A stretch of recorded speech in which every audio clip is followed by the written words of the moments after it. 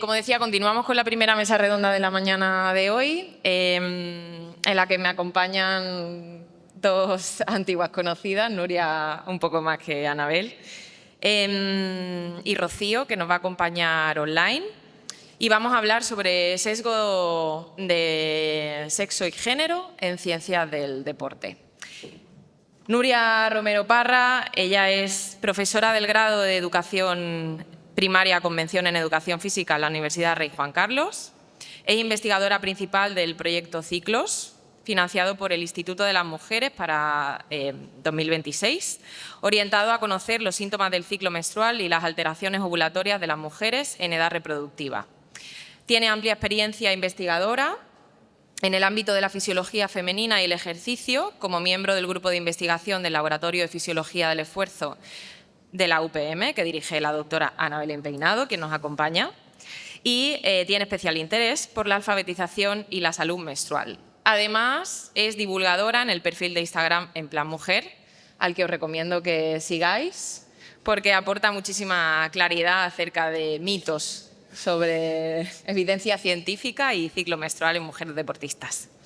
Luego tenemos a Anabel Peinado también, doctora en Ciencias de la Actividad Física y el Deporte y profesora titular de la Universidad en el Departamento de Salud y Rendimiento Humano de la Facultad de Ciencias de la Actividad Física y el Deporte del INEF de la Universidad Politécnica de Madrid. Ella es directora del Laboratorio de Fisiología del Esfuerzo y del grupo de investigación asociado a este. Es investigadora principal del proyecto IronFem y divulgadora también sobre el área mediante la cuenta de Instagram En Plan Mujer. Bienvenidas. Y de forma online, que será la tercera ponente que nos acompaña en la mesa, nos acompaña Rocío Cupeiro Coto. Ella es profesora titular de la Universidad Politécnica de Madrid, licenciada y doctora en Ciencias de la Actividad Física y el Deporte. Es miembro del grupo de investigación del Laboratorio de Fisiología del Esfuerzo y es investigadora principal de proyectos sobre la mujer deportista y sobre el metabolismo energético y del lactato. Así que sin más, os doy la bienvenida y empezamos con Ana Belén Peinado. Muchas gracias.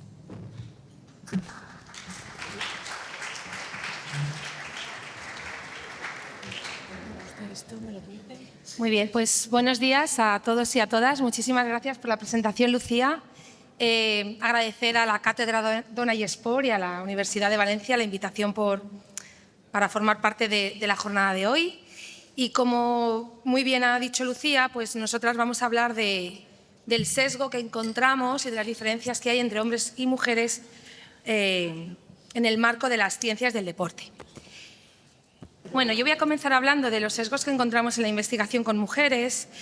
Y es cierto que en los últimos años pues, la fisiología femenina o la mujer está recibiendo mucha más atención por parte de nuestro campo científico y esto pues, coincide con el hecho de que ya en las últimas Olimpiadas, en los últimos Juegos Olímpicos de París, el porcentaje de participación femenina se igualó al porcentaje de participación masculina. Por lo tanto, creo que hay motivos de sobra como para reclamar el mismo interés o la misma cantidad de investigación que se hace en hombres, pues que también se haga con las mujeres.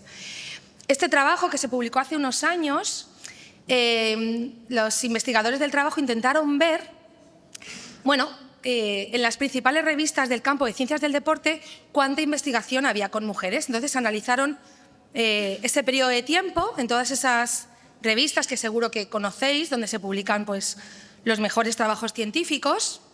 Y tras analizar 5.261 trabajos, vieron cómo solo había un 6% de mujer en todas estas publicaciones. ¿Vale? Fijaos ahí en la muestra, 1.631 hombres versus 328 mujeres. ¿Vale? Solo había 328 mujeres participando en estudios donde se estudiaban objetivos específicos de la fisiología femenina. Estamos hablando de 2020, es decir, hace algunos años, pero no hace tanto, para que nos hagamos una idea del camino que queda por recorrer. ¿Y qué pasa con las mujeres investigadoras, ¿no? ¿Qué papel tenemos las mujeres como investigadoras en ciencias del deporte? Pues este es otro trabajo donde también se analizó un periodo de tiempo del 2000 al 2020 y vieron cómo, como primeras autoras o autores, hay un 75% de hombres primeros autores en comparación a solamente un 24,8% de autoras mujeres en la primera posición. Si nos vamos a la autoría senior, o sea, lo que es la última posición, hay un 16% de mujeres ocupando esa posición frente al 83% de hombres. Por lo tanto, aquí también observamos una brecha importante en cuanto a la participación de las mujeres en la investigación o liderando trabajos. Bueno, aquí hay otro gráfico donde es un poco más complejo de entender, pero aquí también podemos ver cómo el porcentaje de mujeres participantes en estos estudios analizados, ¿vale? que lo tenéis ahí, es muy diferente los estudios en los que solo participan mujeres y solo participan hombres. De hecho, se ha visto cómo los estudios liderados por mujeres, aquellos estudios que hacemos las investigadoras que somos mujeres, a la hora de estudiar objetivos específicos de la fisiología femenina, parece ser que somos más rigurosas con la metodología y a nivel de calidad metodológica parece que están mejor hechos aquellos hechos por mujeres que los que están hechos por hombres estudiando objetivos específicos de mujeres. Bien, y esto es, pues, me parece un hallazgo también relevante para comentar. Si nos centramos ahora en algún aspecto concreto, ¿no? Por ejemplo, vamos a ver si existe brecha a la hora de estudiar el efecto que tienen diferentes suplementos en el rendimiento, ¿no? Pues aquí este trabajo intentaron ver cuál era la participación de mujeres y de hombres en estudios hechos con suplementos. Si os fijáis en la figura, ¿vale? El color rosa se refiere a estudios donde solo se ha visto el efecto, de estos diferentes suplementos en estudios hechos solo con mujeres. O sea que veis cómo la franja rosa es muchísimo más pequeña en comparación a la zona azul, que serían estudios hechos con suplementos donde solo han participado hombres. Bien, por lo tanto, encontramos también una importante brecha cuando nos vamos a temas específicos de suplementación que usan tanto los hombres como las mujeres. Pues se está estudiando mucho más el efecto que tienen estos suplementos en los hombres que en las mujeres. De hecho, claro, después las guías y los consensos que se publican con recomendaciones también tienen sesgo de sexo y de género, también tienen un sesgo masculino, porque la mayor parte de los estudios pues, se ha hecho con hombres. Por lo tanto, esas recomendaciones que se están publicando, pues habría que ver si también son válidas en mujeres. Bien, de hecho, el otro día hablando con una investigadora comentábamos que para tener el mismo cuerpo de conocimiento que tenemos en hombres en fisiología del ejercicio, tendríamos que empezar por replicar todos los estudios que se han hecho solo con hombres en mujeres. Porque si nos vamos a los primeros estudios publicados o a publicaciones de hace muchos más años, pues es que eran todo hombres. Habría que empezar por ahí incluso, ¿no? Por esa ciencia básica, replicarla en mujeres, ¿no? Para poder adaptar pues, todas las guías, recomendaciones, etcétera. Bueno, claro, entonces no solamente existe sesgo a la hora de estudiar a las mujeres, ¿no? Como muestran estos trabajos, sino que también encontramos sesgo a la hora de estudiar objetivos específicos o problemas que solo nos afectan a las mujeres. Hay un informe del Parlamento Europeo publicado en el 2025 muy interesante donde han analizado todos estos aspectos y donde queda patente que la salud reproductiva y las alteraciones, afecciones, problemas específicos de la mujer han recibido poca atención por parte han sido objeto de una investigación insuficiente. Por ejemplo, el discurso en torno a la menopausia se ha medicalizado y patologizado en exceso y bueno, pues esto también ha provocado que se haya marginado, ¿no? Que se haya ignorado un poco las experiencias que viven las mujeres en esa etapa tan importante de la vida, que son muchísimos años de vida. Por ejemplo, este informe también nos dice como problemas muy específicos de ginecológicos, la endometriosis, los fibromas uterinos, pues necesitan más investigación porque tienen un impacto muy importante en la calidad de vida de las mujeres y en otros aspectos, y que en general hay una falta generalizada de concienciación sobre estos problemas específicos de la mujer en lo que es el campo sanitario, ¿no? en los profesionales sanitarios. Falta también un poco de sensibilización y de concienciación. Y en este informe, bueno, como digo, es muy interesante, en esta figura, que también es un poco difícil de leer, pero básicamente lo que nos dicen es La investigación que se está realizando en cánceres femeninos, como el cáncer ovárico, cervical, uterino, es muy, muy, muy grande, que eso está muy bien, ¿de acuerdo?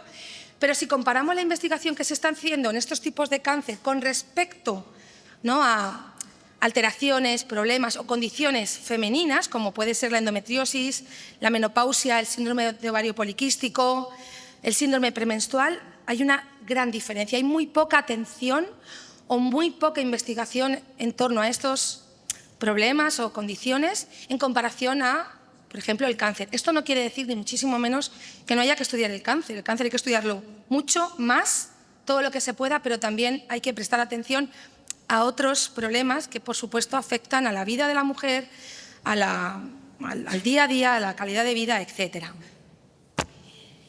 Y bueno, pues aquí, como digo, en este informe han analizado cuáles son los factores que explican ese gap que hay de conocimiento en torno a la salud de la mujer, y hay pues muchísimos factores que van desde pues, modelos de investigación androcéntricos, que se centran solo en el hombre, que es lo que estamos comentando, o un interés muy limitado en aspectos específicos femeninos. Hay una serie de factores que nos explican esa brecha o ese sesgo. Bien, en esta figura, ¿vale?, podemos ver cuáles son los principales motivos de muerte en el mundo, ¿vale? Entonces, como vemos, en mujeres el 37% se debe a causas cardiovasculares y en hombres el 31% de las muertes son por problemas o causas cardiovasculares. Y esto es algo también interesante a destacar, porque típicamente se ha considerado que los problemas cardiovasculares son masculinos. Se ha asociado a la enfermedad cardiovascular o la patología cardiovascular más al hombre que a la mujer. Eso ha hecho que se haya infradiagnosticado, eso ha hecho que no se haya tratado adecuadamente estos problemas en mujeres. Y estos motivos podrían explicar por qué a día de hoy mueren más mujeres por causas cardiovasculares que los hombres. Si nos vamos a los datos que hay en España, ¿vale? En España la principal causa de muerte en mujeres son las enfermedades cardiovasculares, mientras que en los hombres la principal causa de muerte es el cáncer. Bien, entonces, bueno, en este informe analizan este tema porque, bueno, pues como digo, típicamente no todo el mundo se ha asociado estas enfermedades a hombres, y se está viendo cómo en mujeres la incidencia es muy alta y habría que ver, ¿no?, qué hay detrás y por qué hemos llegado a estos datos. Y claro, estamos diciendo que no se estudian lo suficiente problemas asociados a las mujeres, patologías femeninas, ¿no? La endometriosis, por ejemplo, ¿vale? Si nos metemos en PubMed, cada vez hay más investigación, pero claro, queda mucho por saber. Todavía no hay un diagnóstico claro, no hay un tratamiento claro, no se abordan bien los síntomas, en fin. Pues nos vamos a la literatura científica y vemos cómo hay estudios donde se está analizando qué impacto tiene la endometriosis en las parejas de mujeres que sufren de endometriosis. Que está muy bien, pero... ¿vale?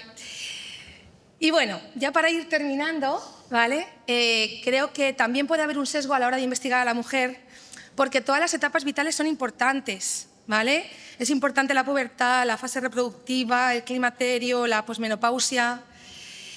Y también hay llamadas o artículos que nos están indicando, por favor, vamos a estudiar también a las mujeres cuando ya son un poquito más mayores. Vamos a estudiar a las mujeres de mediana edad, vamos a estudiar a las mujeres en la menopausia, porque es una etapa de la vida también muy larga, donde pues, es importante saber cómo el ejercicio físico, el deporte, puede mejorar la sintomatología, la calidad de vida, etc. Así que, bueno, pues también podríamos encontrarnos un sesgo por ahí. Y bueno, en la premenopausia pues, hay muchos perfiles hormonales, no solamente el perfil hormonal eumenorreico, que a día de hoy pues, está recibiendo bastante información. Luego también hay que tener en cuenta que la variabilidad intersujeto e intrasujeto es brutal, que hay que hacerlo bien, ¿vale? Que a nivel metodológico hay que prestar atención, que no vale solo con asumir o con estimar, que hay que medir, porque una cosa es la expectativa, ¿no?, lo que pides por AliExpress, y otra cosa es lo que te llega. Entonces está muy bien estimar, pero cuando luego te pones a medir pues no te coincide seguramente nada de lo que has estimado. Los trastornos relacionados con la salud menstrual también, diferentes perfiles relacionados con el uso de anticonceptivos, ¿vale? Donde cambia la película, no tiene nada que ver este perfil hormonal al perfil de una mujer eumenorreica, diferentes tipos de anticonceptivos. Y bueno, pues ya para finalizar, pues también un poco, de nuevo, volver a poner énfasis en estas etapas tan importantes como la perimenopausia o la menopausia, donde veis que las hormonas pues sufren un cambio importante y esto pues también afecta a nuestro día a día, a nuestra vida, a nuestros síntomas y a un montón de órganos y de sistemas. Muchas gracias.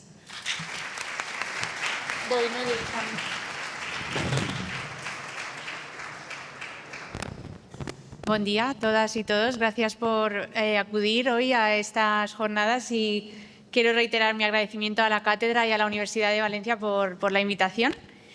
Y bueno, voy a seguir un poquito hablando de las diferencias. Entendemos que hombres y mujeres somos diferentes y yo me voy a centrar en la parte de sexo, no en la parte de género, porque voy a hablar de fisiología un poquito, ¿vale? No demasiado, porque todo esto que voy a contar está en los libros y en la literatura, pero quiero resaltar algunos detalles importantes por los que creo que debemos entender. Las mujeres no somos una población especial, que al inicio en los libros de fisiología aparecíamos ahí como en un apartado, sino que somos la mitad de la población. Los hombres tienen unas características, las mujeres tenemos otras y hay que entender ambas para poder abordarlas desde las diferentes perspectivas, en este caso el entrenamiento, que es lo que nos atañe un poco más hoy.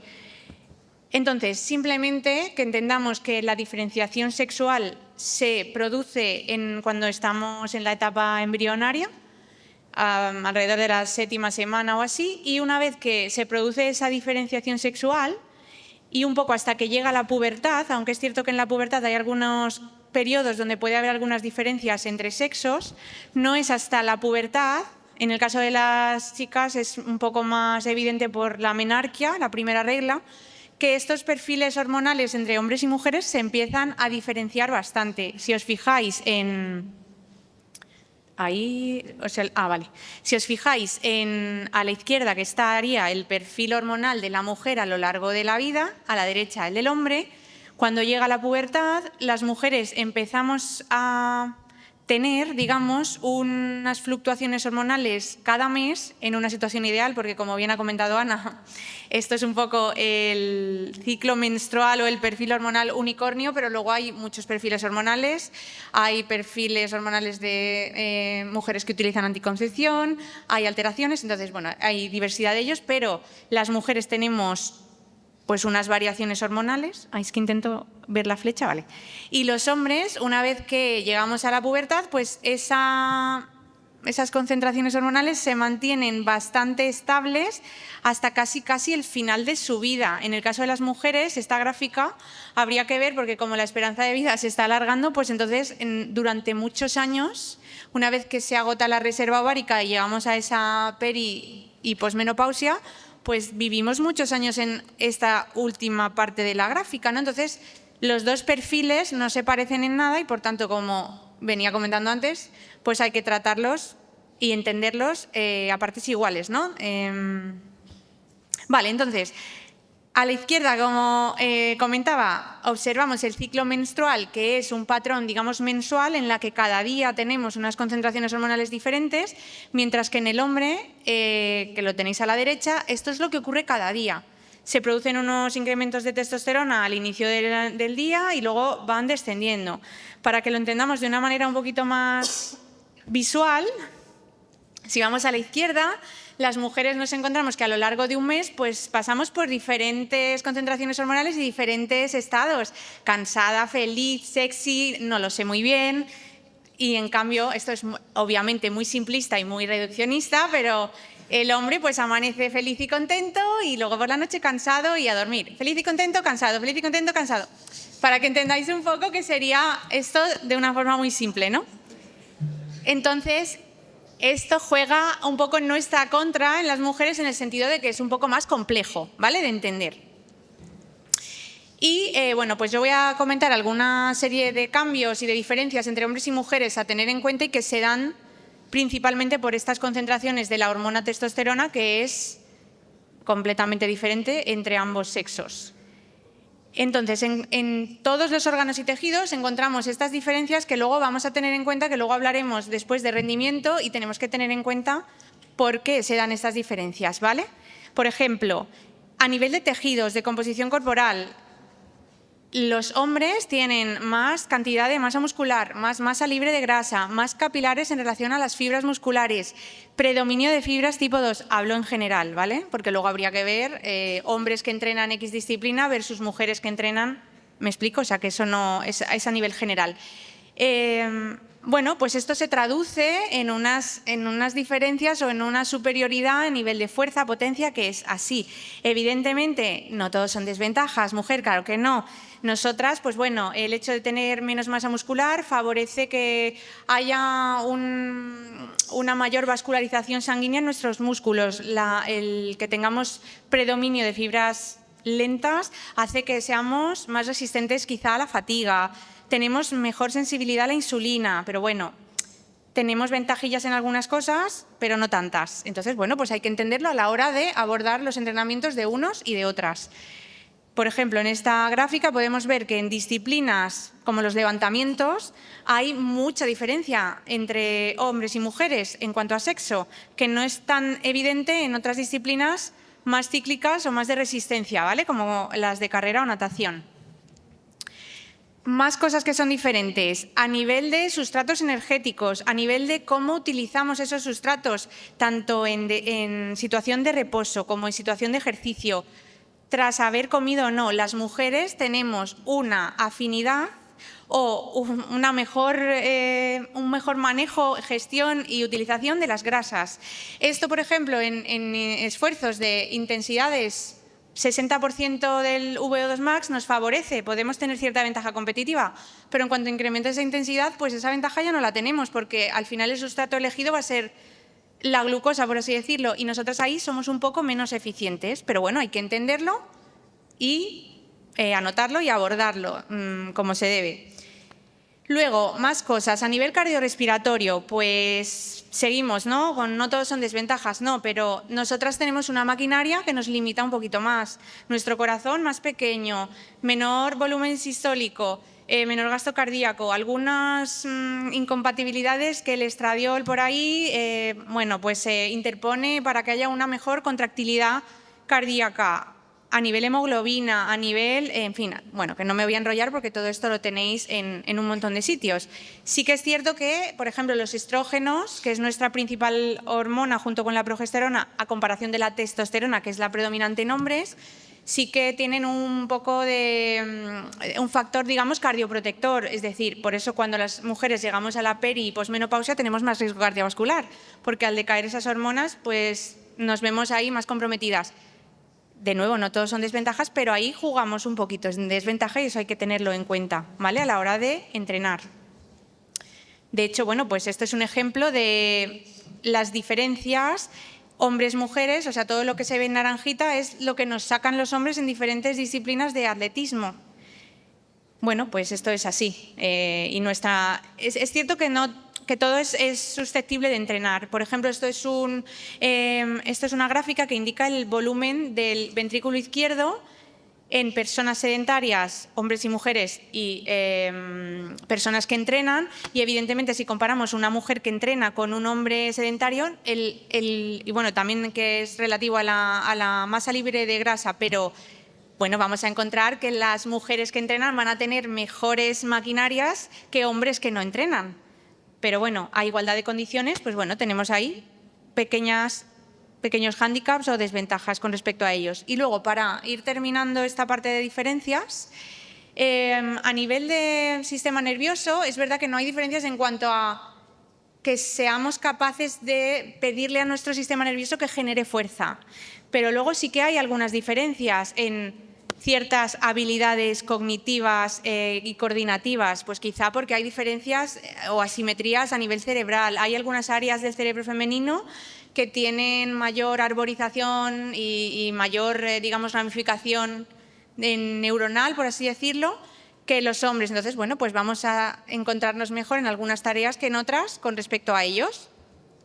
Y luego hay muchísimas diferencias a nivel de nosotras. Tenemos un hipocampo mayor, tenemos más capacidad de evocar recuerdos. Eso, de hecho, hay algunos estudios que sugieren que por eso tenemos más predisposición a ciertos trastornos o enfermedades vinculadas con la salud mental, como la depresión.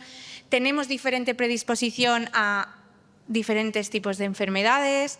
En fin, hay muchas diferencias a nivel cognitivo y psicoafectivo. Luego, por ejemplo, esto me pareció curioso incluirlo, que a nivel de cómo vemos la competición, tenemos diferentes estrategias de abordaje del estrés competitivo. Las mujeres intentamos convivir, en general, evidentemente, más con esa amenaza, intentar regular cómo nos hace sentir, mientras que los hombres intentan neutralizar esa amenaza en lugar de convivir con ella. No son cosas curiosas. Nosotras tenemos menos interés por ese premio que supone, no lo sé, la competición. Esto sería un poco más a nivel escolar, por así decirlo, o adolescentes.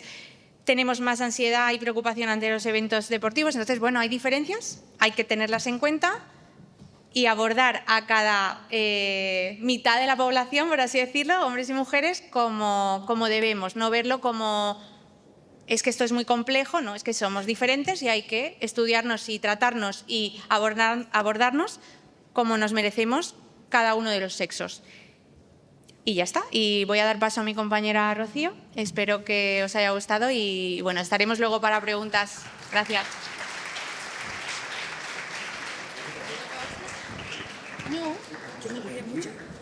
Bueno, primero de todo, muchísimas gracias por la invitación. Siento muchísimo no estar allí, pero bueno, es lo que tiene la vida, que hay cuestiones que no podemos estar en dos sitios a la vez. Y agradezco muchísimo tanto a la cátedra como a la universidad el que me hayan podido permitir estar online. Ya habéis escuchado las ponencias súper interesantes, tanto de mis compañeras, tanto de Ana como de Nuria, y como el tiempo siempre apremia y estamos acostumbradas ya a participar en estas cuestiones o en estos eventos, mi presentación va a ser relativamente corta, pero sí que quería aprovechar la ocasión para, sobre todo, reflexionar y poner sobre la mesa cuestiones que quizá normalmente no hablamos, ¿no? Normalmente hablamos más sobre la especificidad de entrenamiento, cosas específicas en la mujer, las adaptaciones que hay que hacer de cara al entrenamiento, etcétera, etcétera. Pero hoy, bueno, pues sí que sobre todo por el programa que he visto, que sé que habrá compañeras que traten el rendimiento y la planificación en mujeres de forma más específica, pues me he cogido esta oportunidad, me permito el lujo, si lo decimos así. En estos tiempos de prisas es un lujo, sin duda alguna, reflexionar. Reunir pensamientos y experiencias que he tenido a lo largo de mis años, tanto de entrenadora como de atleta, yo misma, para intentar abrirnos a todas y a todos los ojos y ser conscientes de situaciones que hemos visto, oído o incluso protagonizado, ¿vale? Ya hemos visto que hay un sesgo en la investigación. Vale, ahí también, como habéis, bueno, eso ya lo ha visto Ana en la investigación, en las autorías, que es algo tremendamente sorprendente, que parece a priori que no debería ocurrir y sigue ocurriendo. Un sesgo en la enseñanza de la fisiología. Al final, como bien ha dicho la doctora Pellicer en la presentación, no deja de ser el hombre el modelo el patrón oro, el modelo que cogemos de referencia, y eso tiene consecuencias en la formación de las futuros y futuras graduadas en ciencias de la actividad física. Pero claro, yo me pregunto, ¿y en la pista, a pie de pista, a pie de piscina, a pie de campo, también tenemos esos sesgos? ¿Somos conscientes de que estamos entrenando a personas que fisiológicamente pueden tener diferencias? Cuando planteamos nuestro día a día con esas personas, tenemos en cuenta cosas que estamos diciendo que no nos han enseñado. Entonces, bueno, al final nuestra experiencia vital como seres humanos nos condiciona y nos sesga. Todas tenemos un sesgo, todas, sea sobre lo que sea, y tenemos que ser conscientes de lo que tenemos, de que lo tenemos, para intentar que sea el menor posible. Bien, y es lo que voy a intentar, que nuestro sesgo como entrenadoras, como entrenadores, con esta pequeña presentación, que son 4 diapositivas literalmente, se reduzca un poco. ¿vale? Al final no dejamos de acumular experiencias a lo largo de nuestra vida que nos hacen valorar lo que estamos viviendo en ese momento, ¿no? Y ser entrenador no te hace inmune a esos sesgos. O sí, no lo sé. Me gustaría que entre todos reflexionáramos. Y os voy a presentar varias situaciones de diferencias que se han comprobado científicamente, o sea, que sabemos que ya están diferencias en cuanto a rendimiento, adaptación, fisiología entre hombres y mujeres, y cómo eso a pie de campo, a pie de pista o en el pabellón nos puede condicionar como entrenadoras. Es decir, vamos a bajar lo que hemos visto, vamos a intentar bajar al máximo a tierra, vamos a que tengáis un mensaje, take home message, claro y práctico. Por ejemplo, en cuanto a fuerza máxima, claro, si nos podemos valorar, por cierto, os recomiendo encarecidamente, abajo tenéis estudios que he utilizado para estas diapositivas. El de Nuzo de 2023 es un estudio buenísimo, es una revisión buenísima. Y aquí nos dice nuestro querido Nuzo que las mujeres en press de banca pueden levantar su peso corporal, mientras que los hombres pueden levantar su peso 1,5 su peso. En cuanto a sentadilla, tendríamos que aproximadamente los hombres pueden levantar hasta el doble de su peso en fuerza máxima, mientras que nosotras alcanzaríamos 1,6 de nuestro peso. Y en peso muerto sería en hombres un 2,5 como fuerza máxima, como 1 RM, mientras que nosotras podríamos llegar a 2. Por supuesto, siempre hay variaciones interindividuales, ¿vale? Estos son medias.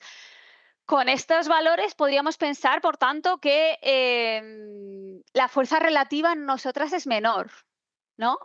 Lo que está claro es que la fuerza absoluta es mayor en hombres, eso no lo vamos a discutir. La fuerza relativa en cuanto a peso parece menor, pero mi pregunta es si en cuanto a masa muscular, o sea, realmente estamos considerando como que nuestra calidad muscular es menor, pero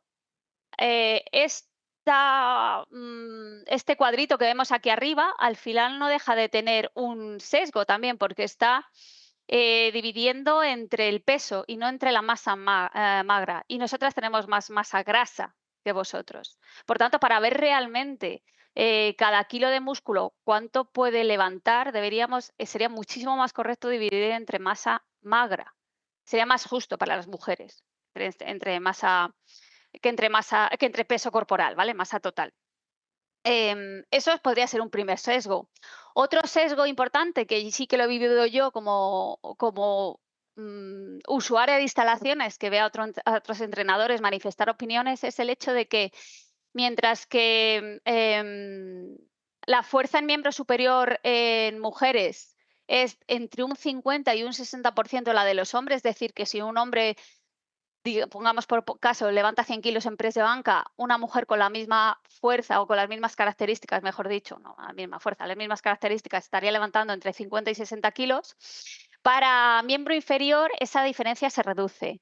Nosotras si tenemos un hombre que igual, pongamos que levanta 100 kilos en sentadilla, son ejemplos muy de andar por casa para que se entienda claramente, ¿vale? No lo llevéis a rajatabla el hecho de los ejemplos que estoy poniendo, pero si un hombre levanta 100 kilos en sentadilla, la mujer podría levantar entre 60 y 70 kilos, es decir, levantamos la diferencia en miembro inferior es menor. ¿Esto qué hace en los entrenamientos? Pues que cuando vemos que una chica levanta bien peso en ejercicios de tren inferior, pero le cuesta más el tren superior, muchas veces eso se ha o le ha echado la culpa a falta de motivación, porque no, claro, como te interesa más entrenar, porque te gusta más entrenar tren inferior, no te esfuerzas tanto en el tren superior.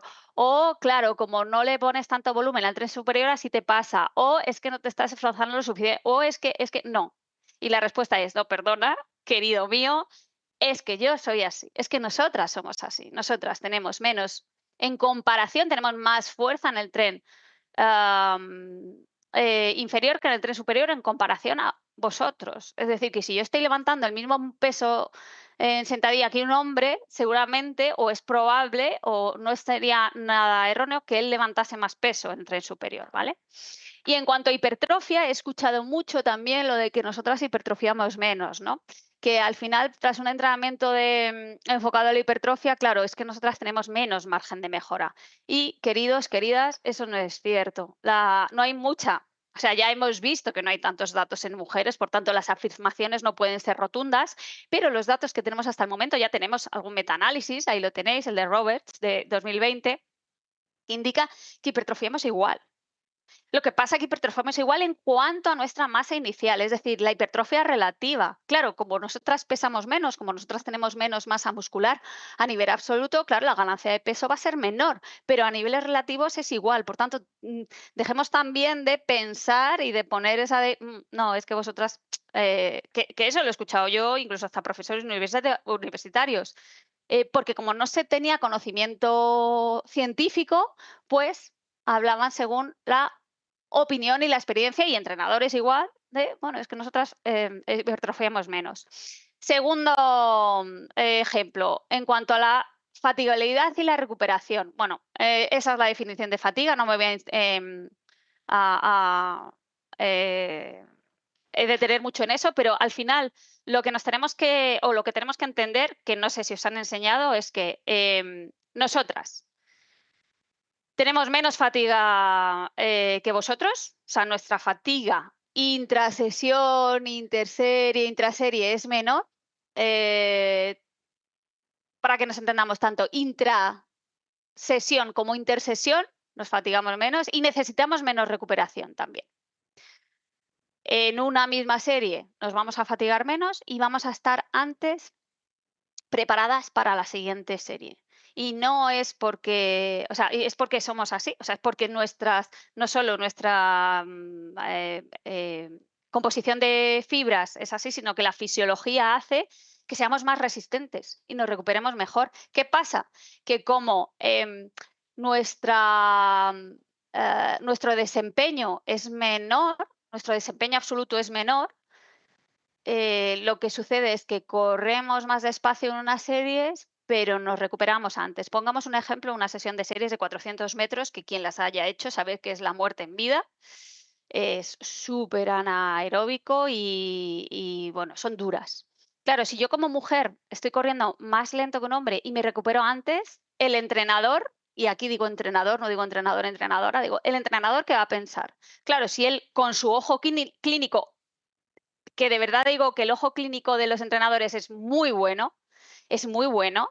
Claro, su ojo clínico, que viene basado en su experiencia de años, dice, está corriendo más despacio, está haciendo unos tiempos y se está recuperando antes, ¿qué está haciendo? Pues se está esforzando menos. Y eso lo he visto yo con estos ojitos. Y es para decirle, no, a partir de ahora tienes que valorar diferente a los hombres y a las mujeres, nosotras. Aunque lo dé todo, voy a estar antes preparada para la siguiente serie. ¿Vale? Por tanto, no se puede tener en ese sentido la misma exigencia. Otro ejemplo más. En cuanto a, bueno, igual, como vamos con prisa, no me voy a detener en las definiciones, pero estos son dos estudios.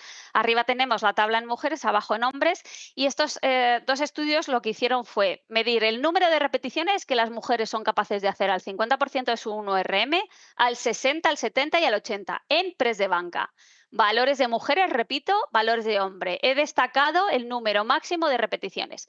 Nosotras, con el 50% de la 1RM, somos capaces de hacer 43 repeticiones, mientras que vosotros sois capaces de hacer de media 25. Al 60 somos capaces de hacer 25 repeticiones, mientras que vosotros no llegáis a 20. Si nos vamos ya a esfuerzos más mayores, con el 80% de la 1RM nosotras podemos hacer hasta 10 repeticiones y vosotros a duras penas ni siquiera llegáis a 8, 7, 8. Claro, ¿eso qué pasa? Que cuando, y esto me ha pasado a mí personalmente, cuando yo estoy levantando peso y consigo hacer 3, 4 repeticiones con un peso que yo ya sé que estoy muy cerca del máximo, porque me conozco y que a lo mejor con 5 kilos más no podría, llega un hombre y me dice, si puedes con esas 4 repeticiones, seguro que puedes con 5 kilos más para hacer un ORM. Pues no, no puedo. No puedo porque yo soy capaz de levantar más repeticiones que tú, con el mismo porcentaje de la 1RM. Así que, por favor, deja de llevarte por tus sesgos y plantéate que por el hecho de que estés frente a una mujer eso puede ser diferente, ¿vale?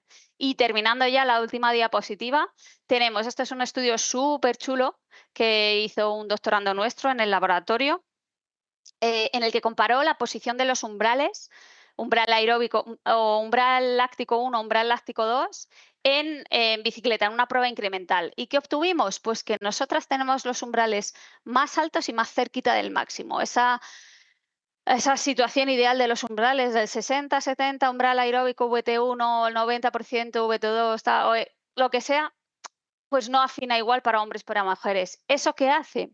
Pues que si planteamos el entrenamiento con respecto al máximo, lo que provoca, bueno, ahí podéis ver la diferencia de un 70 frente a un 80 y un 85 frente a un 90. Claro, lo que provoca es que si yo planteo un entrenamiento al 75% de la potencia máxima, o en este caso es la frecuencia cardíaca máxima, etcétera, etcétera, ahí estoy cometiendo un sesgo de planificación. ¿Por qué? Porque si yo a lo mejor al 75%, como sé que el umbral aeróbico suele estar por encima del 60-70% del máximo, pues que yo ya estoy activando, ¿no? Que yo ya estoy entrenando por encima de umbral. Y resulta que es probable que en mujeres activas no estemos todavía por encima del umbral. Esto también, realmente, el tema de los umbrales es algo apasionante que se aplica o que es una forma mucho más exacta de planificar el entrenamiento, ¿vale? Mi recomendación como investigadora, como entrenadora, es que sepáis los umbrales de las personas a las que entrenáis para evitar esto, porque esto es mucho más acusado entre hombres y mujeres, pero te puede pasar también individualmente en otro tipo de personas, ¿vale?